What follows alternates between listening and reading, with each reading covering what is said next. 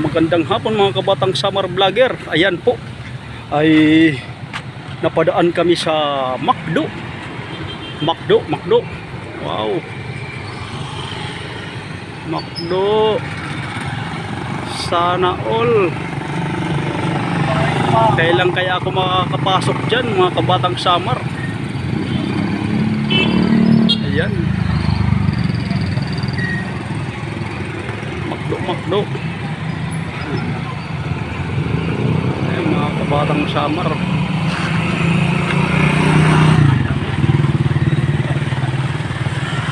Dito ngayon ako sa Barangay Songko, Borongan City, Eastern Samar. Ayan. Galing work at pauwi na. Ayan. Mula nang itinayo yung McDo na yan, hindi pa ako nakapasok dyan. Pwede naman siguro pumasok dyan at lalabas din agad.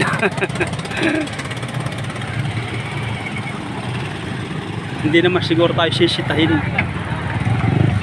Pwede rin siguro tayo dyan magdala ng sariling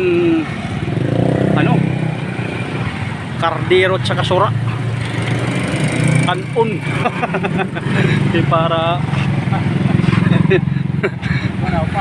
balita.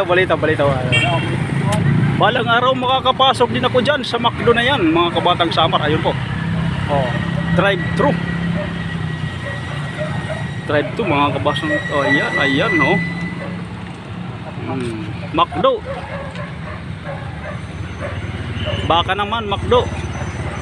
Ayan.